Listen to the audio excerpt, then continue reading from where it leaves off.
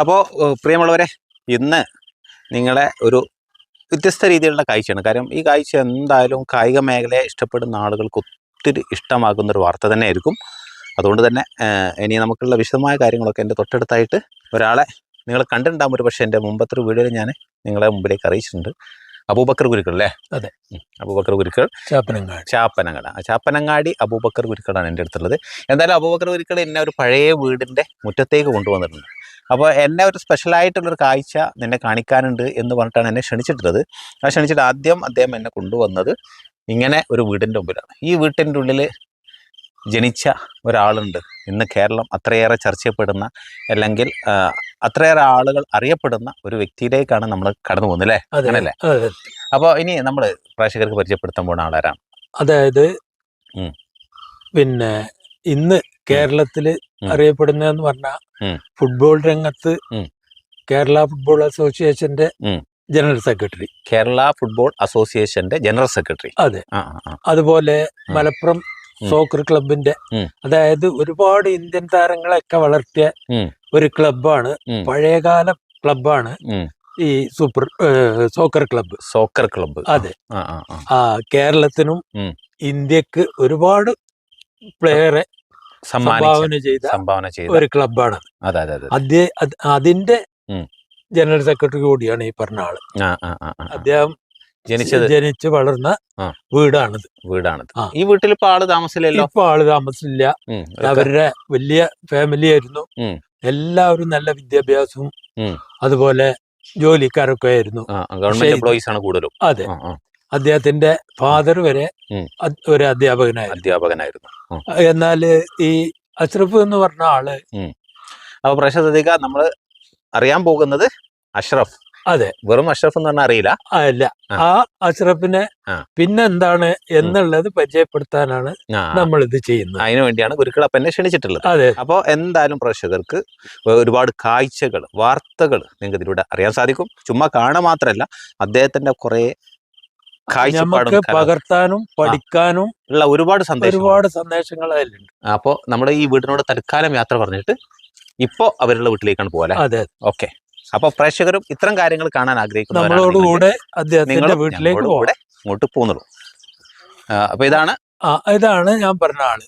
പക്ഷെ അദ്ദേഹത്തിനെ പറ്റി ഒന്ന് രണ്ട് കാര്യങ്ങൾ ഞാൻ നിങ്ങളോട് ആദ്യം പറയാം. ഓക്കെ. അതായത് നമ്മള് സാധാരണ പറയുന്ന പോലെ ഒരു മുൾച്ചെടിയില് ഉണ്ടാവുന്ന പൂവിന് ഈ കുട്ടികളുണ്ട് ആർത്തിയോടൊന്ന് നോക്കണം. അതുപോലെ വിദ്യാഭ്യാസം കഴിഞ്ഞ് ജീവിതത്തിലേക്ക് വരാൻ പകച്ചു നിൽക്കുന്ന രണ്ട് കുട്ടികളാണ് എൻ്റെ അടുത്ത് വന്നത്. അതില് അദ്ദേഹത്തിന്റെ സുഹൃത്തായ ഉണ്ണിയൻ സാഹിബ് പറഞ്ഞ ഒരാളും ഈ അഷ്റഫ് ആയിരുന്നു അന്ന് വന്നത്. അതിനുശേഷം ഈ ഉണ്ണിയൻ വളരെ ചെറുപ്പത്തിൽ തന്നെ നാടിന്റെ കാരണവരായി എന്ന് പറഞ്ഞാല് എല്ലാ മധ്യസ്ഥയിലും നാട്ടിലെ എല്ലാ കാര്യത്തിലും ഇടപെടുകയും എന്ത് വലിയ സങ്കീർണമായ പ്രശ്നങ്ങളും പരിഹരിക്കുന്ന ഒരു കാരണവരായി ഒരു 20-25 വയസ്സ് കാലത്ത്. പ്രേക്ഷകർ ശ്രദ്ധിക്കേണ്ട ഒരു കാര്യമാണ്, 25ാമത്തെ വയസ്സിലാണ് നാടിന്റെ കാരണവരായിട്ട് അദ്ദേഹം മാറുന്നത്. അതെ, അതാണ് പ്രായം കുറഞ്ഞ കാരണവർ. നമ്മൾ കാരണവർ എന്ന് പറഞ്ഞാൽ വലിയ പ്രായമുള്ളവരല്ലേ ഉദ്ദേശിക്കുക. ഇതല്ല, അങ്ങനെ നാട് അംഗീകരിക്കുന്ന ഒരാളായിരുന്നു അദ്ദേഹം. അതാണ് ഉണ്ണി എന്ന് പറഞ്ഞാൽ. അതെ. അദ്ദേഹം നമ്മളോട് വിട പറഞ്ഞു, മരണപ്പെട്ടു പോയി.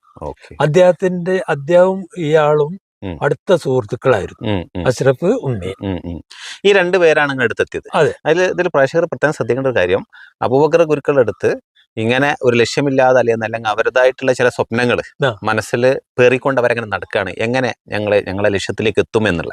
അങ്ങനെ അലഞ്ഞു തിരിയുന്ന ആ കുട്ടികൾ എന്ത് ചെയ്യുന്നു, നമ്മളെ അബൂബക്കർ ഗുരുക്കളുടെ അടുത്തെത്തുന്നു. അദ്ദേഹം അവരെ തിരിച്ചറിയുന്നു, അവരെ കൂടെ ചേർക്കുന്നു.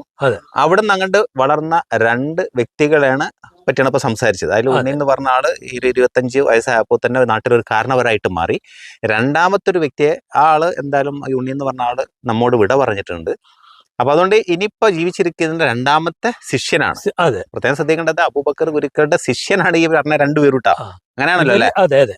ഇവര് അവരെ സ്വയം കഴിവാണെങ്കിലും ഇവരെ ജീവിതത്തിന്റെ ആ ഒരു വഴിത്തിരിവ് വഴിത്തിരിവ് അതിനൊരു നിമിത്തമായിട്ടുണ്ട് ഞാൻ. അതിന് നിമിത്താകാൻ നിങ്ങൾക്ക് സാധിച്ചു എന്നുള്ള അതില് ഉള്ള വളരെയധികം സന്തോഷവും അഭിമാനവും ഒക്കെ ഉണ്ട്.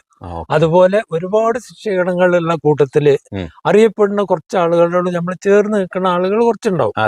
അതില് ഒരു 45-50 വയസ്സ് കാലം എന്റെ കൂടെ നിന്ന ഒരു ശിഷ്യനാണ് പരിചയപ്പെടുത്താൻ പോകുന്ന ആൾ. അപ്പൊ നിങ്ങളെ ശിഷ്യന്മാർ കൂടുതൽ നിങ്ങൾ ഏറ്റവും കൂടുതൽ ഇഷ്ടപ്പെടുന്ന കുറച്ച് മനുഷ്യ ജീവിതത്തിൽ അങ്ങനെയാണല്ലോ. അപ്പൊ അതിൽ ആ പട്ടികയിൽ ഉയർന്ന സ്ഥാനം നിലനിർത്തുന്ന ഒരു വ്യക്തിയും കൂടിയാണ് നമ്മളിന്ന് പരിചയപ്പെടാം. അതെ, അത് ആ സന്തോഷവും അഭിമാനത്തോടു കൂടി എന്റെ ഒരു സ്വകാര്യ അഹങ്കാരം കൂടിയാണ്. അദ്ദേഹത്തിനുള്ള കഴിവ് എന്ന് പറഞ്ഞാല് പിന്നെ അദ്ദേഹം തന്നെ ഇട്ട് പറയും, ഇന്ത്യയിൽ അറിയപ്പെടുന്ന ഒരുപാട് കളിക്കാരെ വളർത്തിയ ഒരു ക്ലബിന്റെ ഇപ്പൊ ഇന്ന് സൂപ്പർ സ്റ്റുഡിയോ എന്ന് അറിയുന്ന ക്ലബ്ബ് അദ്ദേഹത്തിൻ്റെതാണ്. അതുകൂടാതെ നല്ലൊരു ചിത്രകാരനാണ്. സാധാരണ ഒരു ചിത്രം വരക്കുന്ന ആളുകളെ പോലെയല്ല, പ്രകൃതിയോ പൂവോ വനങ്ങളോ അങ്ങനെയൊന്നുമല്ല.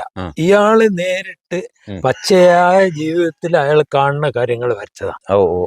ഒരു പൂള വിൽക്കണ കാക്ക, നമ്മളെ ഇവിടെ തന്നെ ഒരു ചെറിയ അമ്പലമുണ്ട്, അവിടെ കൊട്ടുന്ന ഒരു താമി, അങ്ങനെ ജീവിതത്തില് നമുക്ക് മനസ്സിലാവുന്ന രീതിയിലുള്ള നല്ല നല്ല ചിത്രങ്ങൾ വരച്ച ഇപ്പോ കോട്ടക്കുന്ന് ഗാലറിയില് അദ്ദേഹത്തിന്റെ ഫോട്ടോകൾ ഒരു പ്രദർശനം ഉണ്ടായിരുന്നു ദിവസങ്ങളോളം. ഒരുപാട് ആളുകൾ കണ്ടാസ്വദിച്ചാണ്. അതിനു പുറമെ ഇദ്ദേഹം നല്ലൊരു കായിക അഭ്യാസിയാണ്. അഭ്യാസി മാത്രല്ല, അദ്ദേഹം ഇത് കായികാഭ്യാസം പഠിപ്പിക്കാൻ പല സ്ഥലത്തും ഞാൻ അദ്ദേഹത്തെ കൊണ്ടുപോയിട്ടുണ്ട്. ഒരു പക്ഷേ ഈ പറയുന്ന സൂപ്പർ അഷ്റഫിനെ കുറിച്ച് ഇങ്ങനെ ഒരു അറിവ് വളരെ കുറഞ്ഞ ആളുകളുടെ അടുത്ത് ഉണ്ടാവുള്ളൂ. മാത്രമല്ല നന്നായിട്ട് എഴുതും, നന്നായിട്ട് പ്രസംഗിക്കും. അങ്ങനെയാണ്. നല്ലൊരു പ്രഭാഷകനും കൂടിയാണ്. അതെ. അപ്പൊ അങ്ങനെ ഉള്ള ഒരാളെയാണ് നമ്മൾ പരിചയപ്പെടാൻ പോകുന്നത്. അത് മാത്രല്ല, ഞാൻ മനസ്സിലാക്കിയെടുത്തോളം നമ്മുടെയൊക്കെ ജീവിതത്തിൽ കുഞ്ഞു കുഞ്ഞു പ്രശ്നങ്ങൾ വരുമ്പോൾ, ചെറിയ ചെറിയ ദുഃഖങ്ങൾ വരുമ്പോൾ പാടെ തളർന്നു തകർന്നു പോകുന്ന മനസ്സിന്റെ ഉടമകളാണ് നമ്മൾ. അങ്ങനെയുള്ള മനസ്സുകളെ എങ്ങനെ നമുക്കതിനെ അതിജീവിക്കാൻ സാധിക്കും എന്നുള്ളതിന്റെ ഏറ്റവും വലിയ ഒരു ഉദാഹരണം കൂടിയാണ്. അതെന്താണ് നമുക്ക് തന്നെ വളരെ വിശദമായിട്ട് നിങ്ങളോട് പങ്കുവെക്കും. അപ്പോൾ ഈ ഒരു വീഡിയോ കൊണ്ട് നിങ്ങൾക്ക് ഒത്തിരി കാര്യങ്ങളുണ്ട് എന്ന് മനസ്സിലാക്കുക. ഒരുപാട് നല്ലൊരു മോട്ടിവേഷൻ വീഡിയോ കൂടി ആയിരിക്കും എന്നും കൂടി നമുക്ക് പറയാം. അതെ, ഓക്കെ, താങ്ക് യു.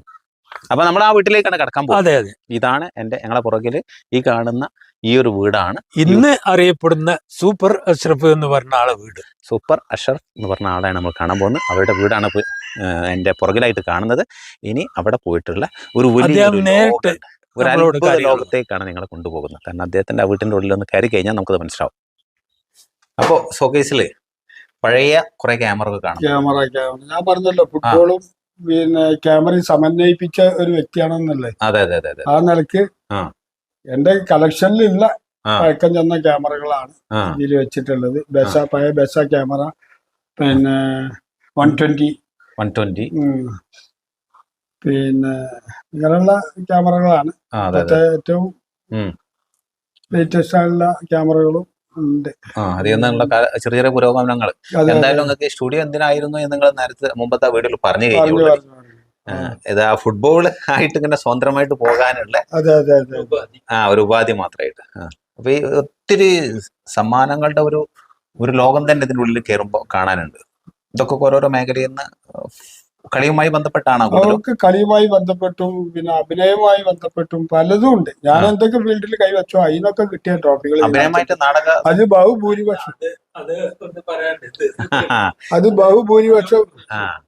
ബഹുഭൂരിപക്ഷം പിന്നെ ട്രോഫികളും ഫുട്ബോളാന്നുള്ളൂ. പക്ഷെ വെറും ഫുട്ബോൾ കളക്ഷൻ മാത്രമല്ല അത്. എന്നെ സംബന്ധിച്ചിടത്തോളം പലതിനും കിട്ടിയ ട്രോഫികളും ഇതിനകത്തുണ്ട്. ഓക്കെ. അപ്പോ അഷ്റഫ് ഖാൻ ഒരു അഭിനയത്തെ കുറിച്ച് പറഞ്ഞല്ലോ, അതെന്തായിരുന്നു സംഭവം? ഒരു ഫുട്ബോളുമായി ബന്ധപ്പെട്ട ഒരു സിനിമയാണ് സുഡാനി ഫ്രം നൈജീരിയ. സക്കറിയ സംവിധാനം ചെയ്ത മോഹ്സിൻ പരേരി, അതുപോലെ തന്നെ പ്രഗത്ഭരായ പല സിനിമന്റെ ആളുകളും കൂടി ചേർന്ന് നിലവിലെ ഫുട്ബോളിന്റെ ഒരു സാഹചര്യം, അല്ലെങ്കിൽ ഒരു മാനേജറുടെ ഒരു കളിക്കാരന്റെ ഒക്കെ ജീവചരിത്രം വിളിച്ചോതുന്ന, അല്ലെങ്കിൽ വിദേശ കളിക്കാരന്റെ എല്ലാം ഒരു ടോട്ടൽ അസറ്റ് ഫുട്ബോളിന് സമ്മാനിച്ച ആളുകളാണ് അവര്. അതുമായി ബന്ധപ്പെട്ട് ഒരു സ്വീകരണത്തിൽ ആണ് ഈ ട്രോഫി തരുന്നത്. ആ ആ ആ. ഇത് സക്രിയാന്റെ നാട്ടിൽ വെച്ചിട്ടായിരുന്നു സ്വീകരണം. ഓ അങ്ങനെ. Okay, Sudan. അപ്പോ നിങ്ങളുടെ ഈ സമ്മാന മേഖലയിൽ അങ്ങനെ ഒരു സംഭവം കൂടി കടന്നു വന്നു എന്നർത്ഥം. Okay okay. ഫുട്ബോൾ മാത്രമല്ല, അല്ല അല്ല, ഒരു അഭിനയ മികവുമായിട്ട് ബന്ധപ്പെട്ടല്ലേ, അങ്ങനെ ഒരു ഫിലിം ഇറക്കിയതുമായി ബന്ധപ്പെട്ട അവാർഡ്, പിന്നെ വരകളായിട്ട് ബന്ധപ്പെട്ട അവാർഡുകൾ ഉണ്ടോ? വരകളായിട്ട് ഇല്ല, അത് എനിക്ക് ഇതുവരെ വരകളായിട്ട് അംഗീകാരം കിട്ടിയില്ല. അതേസമയം ആദരവ് കിട്ടിയിട്ടുണ്ട്. ആദരവ് കിട്ടിയിട്ടുണ്ട്. അംഗീകാരം എന്നുള്ള നിലക്ക് ഉള്ള ഒരു മൊമെന്റോ കിട്ടിയിട്ടില്ല. പിന്നെ നമ്മൾക്ക് പുറകിൽ ഒരു സംഭവം കണ്ടു, ഒരു സ്പെഷ്യലായ സംഭവം ഞാൻ പ്രത്യേകം നോട്ട് ചെയ്തൊരു കാര്യമാണ് നിങ്ങളെ വാഷ് ബേസിൻ. അത് ഇതെങ്ങനെ സംഭവം? ഈ വാഷ് സ്പേസിൽ എന്നെ സംബന്ധിച്ചിടത്തോളം എവിടെ സഞ്ചരിക്കുകയാണെങ്കിലും നമുക്ക് ഫുട്ബോളിന്റെ ഒരു കീ ചെയിന്, ഒരു മോതിരം എന്ത് കണ്ടാലും വാങ്ങിക്കും. അങ്ങനെ ഞാന് ഒരു കടയിൽ യാദൃച്ഛികം കണ്ടപ്പോ അപ്പൊ തന്നെ അത് വാങ്ങിട്ട് പോന്നതാണ്. പിന്നെ വെച്ചില്ല, സ്പോട്ടിൽ കണ്ടപാട് വാങ്ങിക്കും. അപ്പൊ അങ്ങനെയാണ്, ഇങ്ങനെയുണ്ട്. കീ ചെയിൻ ആയാലും മോതിരായാലും കണ്ടതൊന്നുമല്ല, ഇനിയും അത്ഭുതപ്പെടുത്തുന്ന ഒരുപാട് വിഷയം. അതായത് ഇന്നത്തെ തലമുറ ചിന്തിക്കാത്ത പഴയ ഫുട്ബോൾ മുതൽ ഒരു അത്ഭുത സ്ഥലത്തേക്കാണ് നമ്മൾ നീങ്ങുന്നത്. ഇനി ആ റൂമിലേക്ക് ഒന്നും പറയാനില്ല.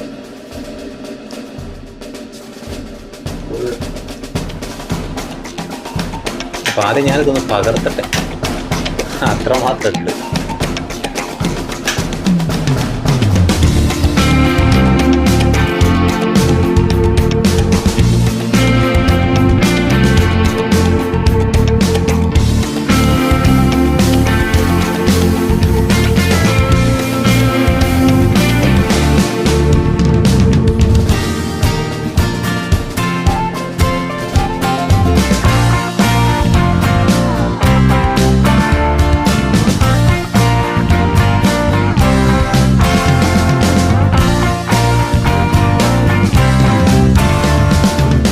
ഒത്തിരി സമ്മാനങ്ങളാണ് ഈ ഒരു റൂമിന്റെ ഉള്ളിൽ. എത്രയും നമുക്ക് എണ്ണി തിട്ടപ്പെടുത്താൻ സാധിക്കൂല, അത്രമാത്രം കണ്ടു.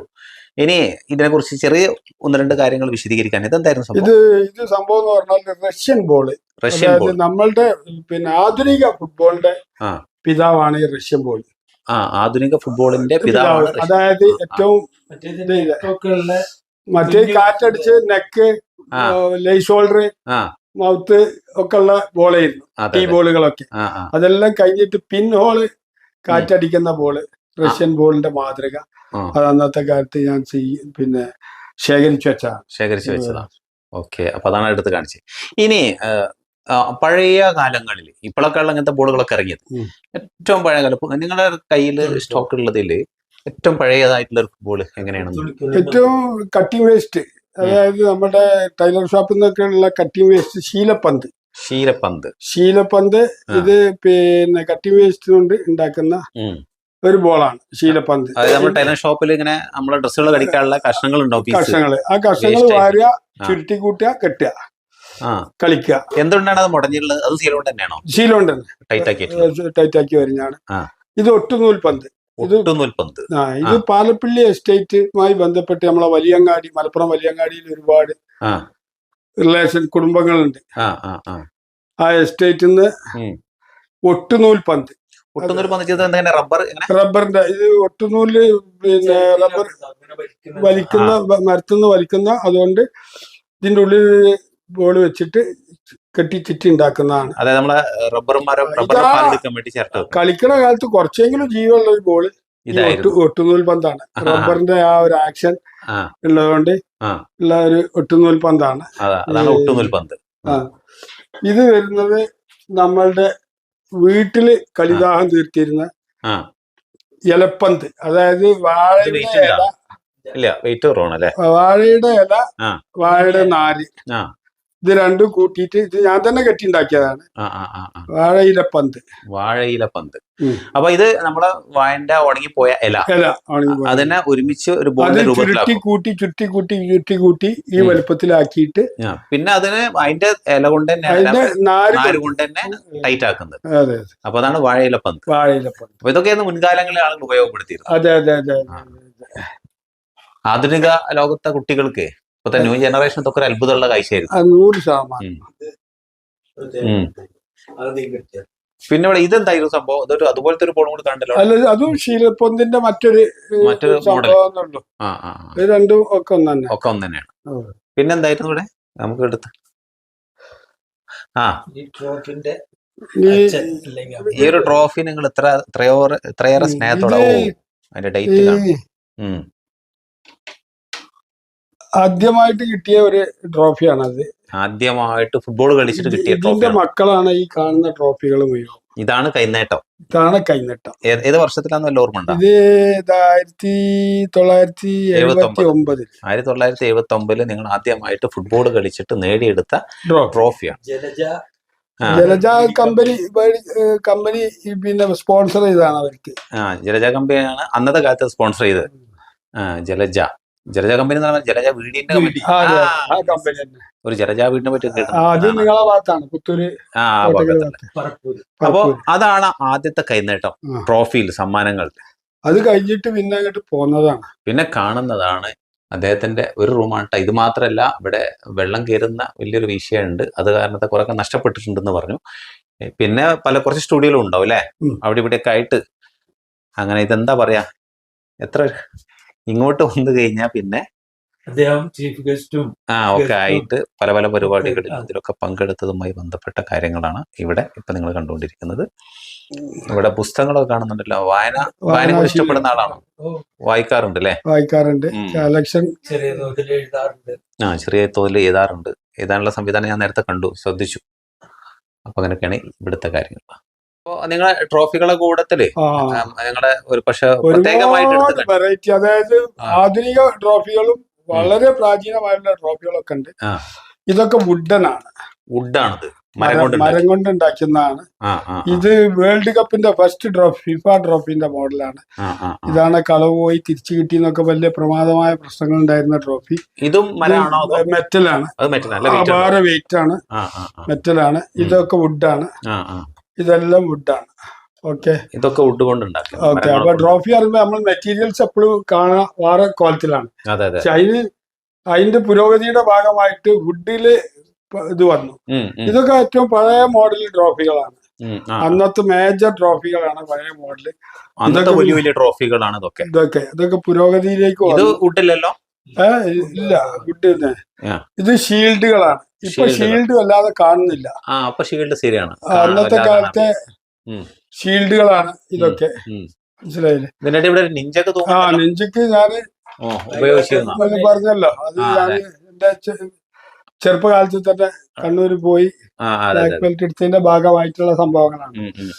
മനസ്സിലായില്ലേ? ഇത് തേക്കിന്റെ ഫുൾ തേക്കാണ്. ഫുള്ള് തേക്കൊണ്ട് ഉണ്ടാക്കിയ ട്രോഫി. ഇതൊക്കെ വുഡാണ്. ഈ ട്രോഫി എന്തിനു നേടിയെന്ന് ഓർമ്മ ഉണ്ടോ? ഒക്കെ ഡേറ്റ് എഴുതി ഉണ്ടാവും. ആലത്തിയൂരാണ്. ആലത്തിയൂർ എന്ന് പറഞ്ഞ സ്ഥലത്ത് നിന്ന് കിട്ടിയ വിന്നേഴ്സ് ട്രോഫിയാണ്. വിന്നേഴ്സ് ട്രോഫിയാണ് ആലത്തിയൂർ. ആലത്തിയൂർ അടിയെ കാണിക്കുന്നത്. Alathiyur winners trophy. Winners trophy. അപ്പൊ ഒത്തിരി വർഷങ്ങൾക്ക് മുമ്പുള്ള അല്ലെ? അപ്പൊ ഒരുപാട് വർഷങ്ങൾക്ക് മുമ്പ്. പ്രത്യേകം എന്താന്ന് വെച്ചാൽ കംപ്ലീറ്റ് തേക്കാണ്, വുഡാണ്. അപ്പോ ഇത് മറ്റൊരു പ്രത്യേകതയാണ്. അതുപോലെ ഇത് ഈ ഷീൽഡ് ഇതിന്റെ എംബ്ലാണ്. 2 S ആണ്. ഇത് പൊട്ടിപ്പോയതാണ് അവിടെ. 2 S ബോള്. ഇത് നമ്മൾ ഞാൻ തന്നെ കട്ട് ചെയ്ത് ഞാൻ പിന്നെ സ്റ്റുഡിയോന്റെ സൂപ്പർ സ്റ്റുഡിയോ, അങ്ങനെയാണ് ആ ഡബിൾ എസ് വരുന്നത്. ഒരു കണ്ണ് കൊടുത്തിട്ടുണ്ടല്ലോ എന്റെ മുകളില്. കണ്ണ് ക്യാമറയാണ്. കണ്ണ് ക്യാമറ ആണ്.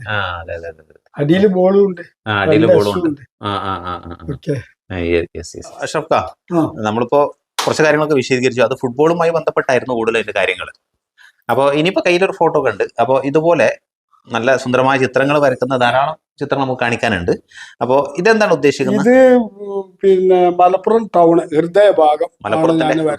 ഇത് ഞാൻ ഉയർത്തി കാണിക്കാനുള്ള ഒരു കാരണം, ഞാൻ നടത്തിയ എക്സിബിഷനിൽ ഏറ്റവും കൂടുതൽ ജനശ്രദ്ധ പിടിച്ചു പറ്റിയ പടങ്ങളിൽ ഒന്നാണ് ഈ പടം. അതിന് കാരണങ്ങളും ഉണ്ട്. ആ ടൗണിലുള്ള എല്ലാ കടകളും ഞാൻ അടയാളപ്പെടുത്തിയിട്ടുണ്ട്. സ്റ്റുഡിയോ ഉണ്ട്. ആ ഫ്രെയിമിൽ വരുന്ന പള്ളിയിലേക്ക് കയറി പോകുന്ന ആളുകളുണ്ട്. കാറ്, മോട്ടോർ സൈക്കിള്, സ്കൂട്ടർ, എന്തൊക്കെയാണോ അതൊക്കെ ഞാൻ അതില് വരച്ചിട്ടുണ്ട്. അതുകൊണ്ട് തന്നെ ഇതിന്റെ കൂടെ നിന്ന് ഫോട്ടോ എടുക്കാനും ഇത് പിന്നെ ഇതിനെ കുറിച്ച് സംസാരിക്കാനൊക്കെ ഒരുപാട് പേര് റെഡിയായിരുന്നു. ഇതാണ് ചിത്രത്തിന്റെ പ്രത്യേകത. അപ്പൊ അതുകൊണ്ടാണ് നിങ്ങൾ ആ ചിത്രം ഫസ്റ്റ് ആദ്യമായിട്ട് തന്നെ ഉയർത്തി കാണിച്ചത്. ഇനി നമുക്ക് പരിചയപ്പെടുത്തേണ്ട ചില ചിത്രങ്ങളും കൂടി ഉണ്ട്.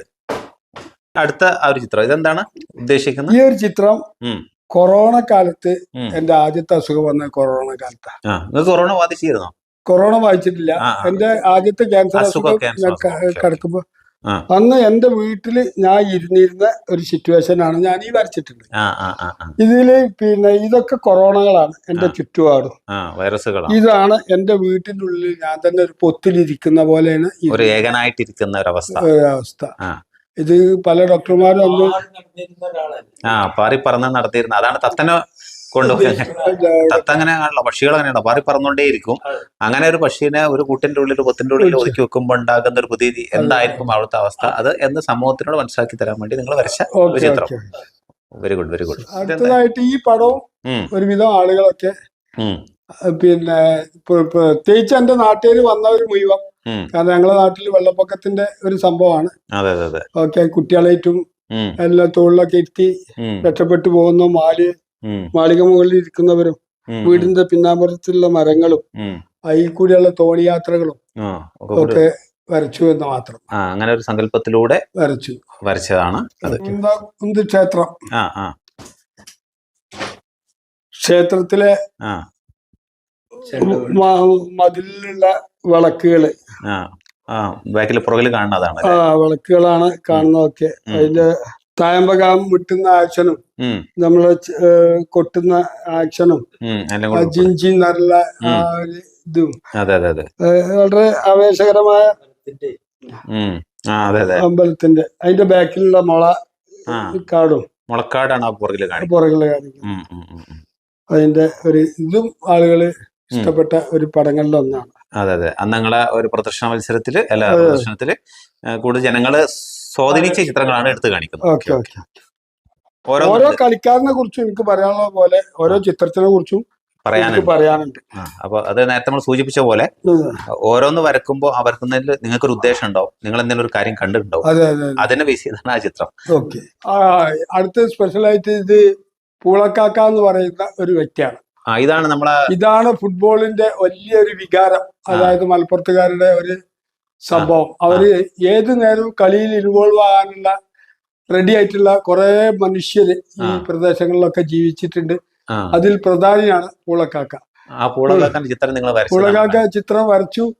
ഒരു ഗ്രൗണ്ടിന്റെ ഭാഗം അടയാളപ്പെടുത്തി, അയാളുടെ കളി ടീം ഇറങ്ങുമ്പോ വരുന്ന ജനങ്ങളെ അടയാളപ്പെടുത്തി, പൂളക്കൊമ്പുകളെ അടയാളപ്പെടുത്തി, അദ്ദേഹം പൂളക്കൊമ്പായിട്ട് പന്തേറ്റ് നിൽക്കുന്ന ആ ഒരു രീതിയിലാണ് ഞാനത് വരച്ചത്. എന്തായാലും അദ്ദേഹം ഇന്ന് ഇന്ത്യയിലുള്ള നിരവധി പ്രഗത്ഭ ഫുട്ബോൾ താരങ്ങളെ ഗ്രൗണ്ടിലേക്ക് എത്തിച്ച് പൂള കൃഷി ചെയ്ത് അതിന്റെ വരുമാനം കൊണ്ട് കളി നടത്തിയ ആളാണ് അദ്ദേഹം. എൻ്റെ ഓർമ്മയുടെ ഒരു വലിയ ഭാഗം പങ്കുവെക്കുന്ന വ്യക്തിത്വമാണ്. അദ്ദേഹത്തെ വരച്ചതാണ് ഈ ചിത്രം. അദ്ദേഹം ഈ പൂള കൃഷിയിലൂടെ സമാഹരിക്കുന്ന ഫണ്ടൊക്കെ ഈ ഒരു വിനോദങ്ങൾക്ക് വേണ്ടി മാറ്റിവെക്കാൻ ഫുട്ബോൾ ടീം ഇറക്കുക, കളിക്കുക. ഓഹോ, അപ്പൊ അദ്ദേഹത്തെ നമ്മൾ പരിചയപ്പെടേണ്ടത് തന്നെയാണ്. ഇത് ക്യാൻസറുമായി ബന്ധപ്പെട്ട് എൻ്റെ ഒരു ചിത്രമാണ്. ഞാൻ എൻ്റെ അസുഖം എന്നെ നശിപ്പിക്കാതെ, എന്നെ ഇല്ലാതാക്കാൻ അല്ലെങ്കിൽ എന്നെ ഉപദ്രവിക്കാൻ വന്ന അസുഖത്തിന്റെ ഒരു നേർക്കാഴ്ചയാണത്. ഞണ്ട് ഇരിക്കുന്നത് പോലെയാണ് ഈ ക്യാൻസർ എന്ന രോഗം ഒരു മനുഷ്യനെ ഇറുകി പിടിക്കുന്നത്.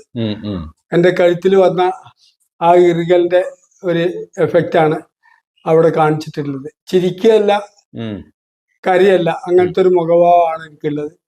എൻ്റെ ഒരു കണ്ണ് പാതി അടഞ്ഞു പോയിട്ടുണ്ട്, ഒരു കണ്ണെ തുറന്നു വെച്ചിട്ടുള്ളൂ. എൻ്റെ മോഹങ്ങളെല്ലാം അവസാനിച്ച് കാറ്റൊഴിഞ്ഞ പന്ത് താഴെ കിടക്കുന്നുണ്ട്. എൻ്റെ തൊപ്പിയും അതുപോലെ താഴെ കിടക്കുന്നുണ്ട്. പിന്നെ ബ്ലഡിന്റെ സ്പ്രെഡിങ് എല്ലാം ഇതില് കാണിച്ചിട്ടുണ്ട്. ഈ ഒരു ചിത്രം വരച്ചത് നന്നായി എന്ന് പറയുന്നവരും വരച്ചത് ശരിയായില്ല എന്ന് പറയുന്നവരും ഉണ്ട്. അഭിപ്രായമുണ്ട്. എന്തായാലും പലരും പറഞ്ഞത് ജീവിച്ചിരിക്കുന്ന ഏതെങ്കിലും ഒരു പേഷ്യന്റിന് നിങ്ങളുടെ ഈ ഒരു ചിത്രം ഗുണം ചെയ്യുന്നുണ്ടെങ്കിൽ അത് സാധിക്കട്ടെ. അതുകൊണ്ട് വരച്ചില് കുഴപ്പമില്ല എന്നുള്ളതാണ്. എന്നാലും ചിത്ര പ്രദർശനം നടത്തുമ്പോൾ ഈ പടത്തിന്റെ ഒപ്പം നിന്ന് ഫോട്ടോ എടുക്കാൻ പലരും പഠിച്ചു. മറ്റു പല പിക്ചറിന്റെ കൂടെയും ഫോട്ടോ എടുത്തപ്പോ പല ആളുകളും പറഞ്ഞു അതിന്റെ കൂടെ എടുക്കണ്ട എന്നുള്ളതാണ്. മനുഷ്യന്റെ പേടി ഒരു പക്ഷേ ആ ചിത്രം അവർക്ക് ഉൾക്കൊള്ളാൻ പറ്റാത്തത് കൊണ്ടാവാം. എങ്കിലും നിങ്ങൾക്ക് ഇത്തരം കാര്യങ്ങളെ കൊണ്ടൊക്കെ ഇതിൽ ഞാൻ മനസ്സിലാക്കിയൊരു കാര്യം ഗുരുക്കളെ, ഞാനിത് മനസ്സിലാക്കിയ കാര്യം, അത്രയും വലിയൊരു മാരകമായ രോഗം പിടിപെട്ടപ്പോ അതിനെ എങ്ങനെ നേരിടാൻ സാധിക്കും, അങ്ങനെ പ്രതികരിക്കാം എന്നുള്ളതും, അല്ലെങ്കിൽ ആ രോഗാവസ്ഥയിൽ പോലും അതിനെ മറികടക്കാൻ വേണ്ടി, നേരത്തെ പറഞ്ഞല്ലോ കീമോ ചെയ്യുന്നതിന്റെ പ്രയാസങ്ങൾ, വേദന മാറ്റാൻ വേണ്ടി നമ്മളെ മൈൻഡ് മറ്റേതരം മേഖലയിൽ കൊണ്ടുപോകുന്നതാണ്. അപ്പോൾ ഫുട്ബോൾ കളിക്കാൻ എന്തായാലും സാധിക്കില്ല, കാരണം ശാരീരികമായിട്ട് അതിന്റെ തളർച്ചയും ക്ഷീണം ഉണ്ടാവും. അങ്ങനെ വരുമ്പോൾ നമുക്ക് എന്തായാലും ഒഴിഞ്ഞിരിക്കണം, ഏകനായിട്ട് ഇരിക്കുന്ന ഒരു സമയത്ത് ഇതുപോലെയൊക്കെയുള്ള ചിത്രങ്ങൾ വരച്ചിട്ട് അതിലൂടെ ആ വേദനയെ മറികടക്കാനുള്ള അവസ്ഥയിലേക്ക് ഒക്കെയാണ് ഒരു പക്ഷേ നിങ്ങൾ ഈ കാര്യമായിട്ട് എടുത്തിട്ടുണ്ടായിരുന്നു. എന്തായാലും ഇപ്പോ ഈ ക്യാൻസർ രോഗം ബാധിച്ച് തളർന്നു പോകുന്ന ആളുകളോടായിട്ട് എന്താണ് നിങ്ങൾ എന്തായാലും അത് 2 തവണ പിടിപെട്ടു എന്ന് പറഞ്ഞു. അപ്പൊ ഒരിക്കലും എനിക്ക് അവരോട് പറയാനുള്ള വലിയൊരു സന്ദേശം, ഒരിക്കലും രോഗത്തെ ഭയപ്പെടരുത്. രോഗത്തെ ഭയപ്പെട്ടാല് നമ്മളെ സംബന്ധിച്ചിടത്തോളം മരുന്നുകൾ പോലും നമുക്ക് എഫക്റ്റ് ആവില്ല. ഗുണം കിട്ടാത്തൊരവസ്ഥ. എന്തെല്ലാം ദുഃഖങ്ങൾ ഉണ്ടെങ്കിലും വേദന ഉണ്ടെങ്കിലും കരയാണെങ്കിലും ഒക്കെ തന്നെ രോഗത്തെ പേടിക്കരുത്. മറ്റുള്ള ഏതവസ്ഥയിലും ധൈര്യസമേതം നേരിടുക എന്നുള്ളതാണ് ഈ ഇത്തരം രോഗങ്ങളുള്ള ആളുകളോട് പറയാനുള്ളത്. അതിന് ജീവിക്കുന്ന ഉദാഹരണമാണ് ഞാൻ എന്നുള്ളത് ഒരുപാട് ആൾക്കറിയാം. എന്റെ മനസ്സും അത് പറയുന്നുണ്ട്. എന്റെ മനഃശക്തി കൊണ്ടും എന്റെ ഭയമില്ലായ്മ കൊണ്ടുമാണ് ഞാൻ ഈ രോഗത്തെ മറികടന്നത്. അത് എല്ലാവരും ശ്രദ്ധിക്കണം എന്ന് മാത്രമേ പറയാനുള്ളൂ. അപ്പൊ എന്തായാലും നമ്മളെ ഇന്ന് ഏറ്റവും കൂടുതൽ ഭയപ്പെടുന്ന ഒരു സംഭവം കൂടിയാണ്. മുൻകാലങ്ങളിലൊക്കെ ക്യാൻസർ എന്ന അസുഖം വളരെ അപൂർവം കേട്ട സംഭവമാണ്, പക്ഷെ ഇപ്പോ സാധാരണയായിട്ട് മാറിയിട്ടുണ്ട്. അപ്പോൾ അതെന്ന് കേൾക്കുമ്പോൾ തന്നെ മനുഷ്യൻ തളർന്നു പോവുകയാണ്. ആ തളർച്ച കൊണ്ട് കാര്യമില്ല, അതിനെ അതിജീവിക്കാൻ സാധിക്കുക എന്നുള്ളതാണ്. അതിന് ഏറ്റവും പ്രധാനമായിട്ട് വേണ്ടത് മനക്കരുത്താണ്. അതിനെ ചൂണ്ടിക്കാണിക്കാൻ പറ്റുന്ന ഏറ്റവും നല്ലൊരു ഉദാഹരണം തന്നെയാണ് നമ്മുടെ അഷഫ് ഖാൻ. ഓക്കെ, പിന്നെ അഷഫ് ഭായ്, മുകളില് ഒരു വലിയ ഫോട്ടോ, ഒത്തിരി ട്രോഫിക്ക് നടുവിൽ നിങ്ങളായിട്ട് നിൽക്കുന്ന ഒരു ഫോട്ടോ കാണുന്നുണ്ടല്ലോ, ഈ കാണുന്ന ഫോട്ടോ, ഇതെന്താണ് ഇതുകൊണ്ട് ഉദ്ദേശിച്ചത്? ഇത് കാണുന്ന ഫോട്ടോ ഏറ്റവും ചരിത്രപരമായ ഡെത്ത് എന്ന് ഞാൻ പറഞ്ഞ സംഭവമാണ്. അത്രക്കും വലിയൊരു വെള്ളപ്പൊക്കം വന്നിട്ട് റാക്കിൽ വെച്ച ഒരുപാട് സംഭവങ്ങൾ വരെ എനിക്ക് നഷ്ടപ്പെട്ടു. ട്രോഫികൾ നഷ്ടപ്പെട്ടു. അതുപോലെ തന്നെ പിന്നെ ഷീൽഡുകള്, പേപ്പർ കട്ടിങ്സ്, കംപ്ലീറ്റ് ഫോട്ടോസ്, ഒരുപാട് ഫോട്ടോസ് എല്ലാം നഷ്ടപ്പെട്ടു. ആ ചിത്രത്തിൽ തന്നെ ഉണ്ട് കളിക്കാരുടെ ഫോട്ടോസ്, അതുവരെ നഷ്ടപ്പെട്ടു. ആ സംഭവത്തിൽ നടന്നിട്ട് ഈ കൊട്ടപ്പുറം, ജിംനേഷ്യ കൊട്ടപ്പുറം എന്ന് പറഞ്ഞിട്ടുള്ള ഒരു ക്ലബ്ബ്, അവര് വന്നിട്ട് എല്ലാ സാധനവും പെറുക്കി വൃത്തിയാക്കി, നഷ്ടപ്പെട്ട് പലതും തെരഞ്ഞെടുത്ത് കഴുകി വൃത്തിയാക്കി എന്റെ കപ്പ് റൂമില് സെറ്റ് ചെയ്ത് വെച്ച് തന്ന ഒരു ഫോട്ടോ ആണത്. എന്റെ ആ ഒരു ദുഃഖകരമായ ഓർമ്മ കൂടി പ്രതിഫലിപ്പിക്കുന്ന ആ ഫോട്ടോ ഞാന് ഒരു വലിയ ഫോട്ടോ ആക്കിയിട്ട് വീട്ടിൽ വെച്ചിട്ടുള്ളതാണ്. അതിന്റെ ഓർമ്മക്ക് വേണ്ടി അല്ലേ? ഓർമ്മക്ക് വേണ്ടി. ഇങ്ങനെ വരകളെ പറ്റി പറയുമ്പോ ഒത്തിരി ഉണ്ട്. വീടിന്റെ ഉള്ളിൽ നമ്മൾ കോണി കയറി പോകുമ്പോ അല്ലെ, കയറുന്ന സമയത്ത് നമ്മൾ കാണുന്ന ധാരാളം ചിത്രങ്ങളാണ്. ഇതിൽ ഓരോന്നിനെ വിശദീകരിക്കുക എന്ന് പറഞ്ഞാല് ഒത്തിരി പ്രയാസമാണ്, വീഡിയോയുടെ ലെങ്ത്തും കൂടി പോകും. എന്തായാലും ശരി, ഇവിടെ എന്താ പറയാ, ഒരു സ്പെഷ്യൽ ഒരു ഫോട്ടോ ഉണ്ട്. ഇതാണ് മലപ്പുറം നേർച്ച. ഈ മലപ്പുറം നേർച്ചയിലെ പഴയ ഒരു കാലത്തെ ഒരു രീതിയാണ് കാണിക്കുന്നില്ലേ? അതെ അതെ. ഒരുപാട് ഹോൾഡ്, നമ്മളെ പനയുടെ വട്ടയില് വർണ്ണകടലാസ്, കോൽക്കളി, ദഫ്മുട്ട്, കുത്താറാത്തീബ് ഒക്കെ ഉണ്ട്. അന്നത്തെ കൊടികള്, അന്നത്തെ മനുഷ്യരുടെ വേഷങ്ങള്, ആന എല്ലാം ഉണ്ട്. ബാൻഡ് സെറ്റ് ഉണ്ട്. കോലിയങ്ങാടിയില് നേർച്ച കാണാൻ നിൽക്കുന്ന ആളുകള്. അതെ അതെ അതെ അതെ. മുകളിൽ കുറെ ആളുകള് നേർച്ച കാണാൻ നിൽക്കുന്നുണ്ട്. പിന്നെ തായ് ഭാഗത്തായിട്ട് കുറെ ആളുകളുണ്ട് അല്ലെ? അപ്പൊ അന്ന് ഈ മറ്റേ ശിങ്കാരിമേള പോലെയുള്ള പരിപാടി ഉണ്ട്. അതാ എന്താ പറയാ, ചെണ്ട? ശിങ്കാരിമേള അന്നില്ല, അന്ന് ബാൻഡാണ്. ബാൻഡ് ചെണ്ട. ബാൻഡും ചെണ്ടയാണ് ഈ ലാസ്റ്റ് ഭാഗത്തായിട്ട് ഇവിടെ കാണിക്കുന്നല്ലേ? അതെ അതെ അതെ. Okay okay okay. മുകളില് കുറെ ജേഴ്സികൾ നിങ്ങൾ കണ്ടിട്ടുണ്ടാവും. അത് എന്റെ ഒരു കളക്ഷനാണ്. ആ കളക്ഷനിൽ ഒരുപാട് ജേഴ്സികൾ നഷ്ടപ്പെട്ടിട്ടുണ്ട് എങ്കിലും ബാക്കിയുള്ളത് ഞാൻ അലക്കി തൂക്കി വെച്ചിട്ടുള്ളതാണ്. അത് ഞാൻ കളിച്ച ഒരുപാട് ജേഴ്സികൾ അതിനകത്തുണ്ട്, എന്നെ സ്പോൺസർ ചെയ്തവരുടെ ജേഴ്സികൾ അതിനകത്തുണ്ട്. അതുപോലെ തന്നെ പിന്നെ പ്രശസ്തരായിട്ടുള്ള പല ഫുട്ബോൾ കളിക്കാർ യൂസ് ചെയ്ത ജേഴ്സി ഉണ്ട്. പിന്നെ കോട്ടൺ ശീല എടുത്ത് ഞാൻ അടിച്ച് ഉപയോഗിച്ചിരുന്ന, അന്നത്തെ കാലത്ത് ജേഴ്സി ഇല്ലാത്ത കാലത്ത് ഉപയോഗിച്ചിരുന്ന ജേഴ്സികളുണ്ട്. അങ്ങനെ ഒരു സമ്പൂർണ്ണ കളക്ഷൻ ബാക്കിയുള്ള ജേഴ്സികളെ കൊണ്ട് ഞാൻ എക്സ്പെക്ട് ചെയ്തതാണ്. ഇത് വരക്കാനുള്ള എന്റെ ടൂൾസുകളാണ്. ഇതൊക്കെ അക്രിലിക് പെയിന്റുകളാണ്. അതൊക്കെ ഈ അക്രിലിക് പെയിന്റ് നമുക്ക് വാട്ടറിലും ഓയിലും ഒക്കെ ഉപയോഗിക്കാന്ന് ഞാൻ പറഞ്ഞു. അക്രിലിക് പെയിന്റുകളാണ്. ഇത് നൈഫാണ്, കത്തി ഉപയോഗിച്ച് വരക്കുന്ന, ചിത്രം വരക്കുന്ന, അതിനു വേണ്ടി ഉപയോഗിക്കുന്ന നൈഫുകളാണ്. ഇത് ബ്രഷുകള്, ഇതെല്ലാം പല പല ഐറ്റം ആവശ്യമുള്ളത് വരക്കാൻ ആവശ്യമായ സന്ദർഭത്തിനനുസരിച്ച് ആവശ്യമുള്ള ബ്രഷുകൾ എടുത്തിട്ട് നമ്മൾ യൂസ് ചെയ്യും. ഈ വരക്കാൻ വേണ്ടിയിട്ട് ഒരു പരിശീലനം തന്നത് അല്ലെങ്കിൽ അതിന്റെ ഒരു ഗുരുവായിട്ട് ആരെ കാണുന്നു? അത് ഞാൻ മനു കള്ളിക്കാട് എന്ന് പറയുന്ന 3 പ്രാവശ്യം ഗിന്നസ് വേൾഡ് റിക്കാർഡ് ചിത്രകാരനായ മനു കള്ളിക്കാടാണ്. അദ്ദേഹം ഇപ്പൊ UK-യിലാണുള്ളത്. അദ്ദേഹം പിന്നെ UK-ന്ന് വിളിച്ചിരുന്നു എന്റെ ചിത്ര പ്രദർശനം കണ്ടിട്ട്. വളരെയധികം സന്തോഷം രേഖപ്പെടുത്തി. പിന്നെ അദ്ദേഹമാണ് ഈ അക്രിലിക് പെയിന്റിങ്ങിനെ മാറാൻ സഹായിച്ചതും എനിക്ക് അതിന്റെ മിക്സിങ്, അതിന്റെ പിന്നെ ഉപയോഗിക്കേണ്ട മീഡിയ ഇതെല്ലാം പറഞ്ഞു തന്നതും ചെയ്ത് കാണിച്ചു തന്നതും മിക്സ് ചെയ്ത് കാണിച്ചു തന്നതും ഒക്കെ മനു കള്ളിക്കാടാണ്. അദ്ദേഹം ഫാമിലി സഹിതമാണ് അവിടെ വന്നത്. അദ്ദേഹത്തെ നല്ല ഒരു ഓർമ്മ എന്റെ ജീവിതത്തിൽ ബാക്കി വെച്ചിട്ടാണ് അദ്ദേഹം UK. കാര്യം അദ്ദേഹം നിങ്ങളുടെ സാഹചര്യം മനസ്സിലാക്കി വീട്ടിൽ വന്നിട്ട് അത് ചെയ്തു. ഞാൻ അസുഖമായി കിടക്കാണ്, അതുകൊണ്ടാണ് അദ്ദേഹം നേരിട്ട് ഫാമിലി സഹിതം അങ്ങോട്ട് വന്നത്. വൈഫും മകനും മനുവും കൂടി വന്നിട്ട് എനിക്കത് പരിചയപ്പെടുത്തി തന്നു. അത് നിങ്ങളെ ഒത്തിരി സഹായിച്ചിട്ടുണ്ട്, ഒരുപാട് സഹായിച്ചിട്ടുണ്ട്. ഈ ചിത്രങ്ങളൊക്കെ തന്നെ ഞാൻ വരച്ച ഈ അക്രിലിക് പെയിന്റിൽ ക്യാൻവാസിൽ ചെയ്ത ഈ വർക്കുകൾ മുഴുവൻ ഞാൻ മനു കള്ളിക്കാടിന് വേണ്ടി സമർപ്പിക്കാം. അപ്പോ ഗുരുക്കളെ, നല്ലൊരു കാഴ്ച തന്നെയാണ് പ്രേക്ഷകരിലേക്ക് എത്തിക്കാൻ സാധിച്ചത്. അങ്ങനത്തെ ഒരു കാഴ്ചയിലേക്കും അങ്ങനെ ഒരു വ്യക്തിയുടെ മുമ്പിലേക്കുമാണ് നിങ്ങൾ എന്നെ ക്ഷണിച്ചത്. ഈ ഒരു വിഷയത്തെക്കുറിച്ചുള്ള ജനങ്ങളുടെ പ്രതികരണങ്ങളൊക്കെ അറിയിക്കട്ടെ. ഒരുപാട് ആളുകൾ ഇപ്പോൾ ശോഭന സമയത്തോളം പറയുമ്പോൾ ഒത്തിരി ആളുകളുണ്ട്, ഒത്തിരി ആളുകൾക്ക് അറിയുന്ന ഒരു മുഖം കൂടിയാണ്. അതുപോലെ തന്നെ ഗുരുക്കളുടെ സമയത്തോളം. അപ്പോൾ എന്തായാലും നിങ്ങളൊക്കെ പരിചയമുള്ള ആളുകളൊക്കെ ഇടയിലേക്ക് എത്തട്ടെ. അതുപോലെ തന്നെ കൂടുതൽ ആളുകളിലേക്ക് എത്തിച്ചേരാൻ വേണ്ടി ഈ വീഡിയോ എന്ത് ചെയ്യട്ടെ, ഷെയർ ചെയ്ത് പോട്ടെ. വീഡിയോയെക്കുറിച്ച് പ്രതികരണങ്ങൾ, എന്തായാലും അഭിപ്രായങ്ങളൊക്കെ ഉണ്ടെങ്കിൽ അഭിപ്രായങ്ങൾ പങ്കുവെക്കാൻ മറന്നു പോകരുതെന്ന് ഓർമ്മപ്പെടുത്തിക്കൊണ്ട് എല്ലാവർക്കും നന്മ നിറഞ്ഞ ഒരു ദിനം ആശംസിച്ചുകൊണ്ട് താങ്ക് യു ഫോർ വാച്ചിങ്. ജയ് ഹിന്ദ്.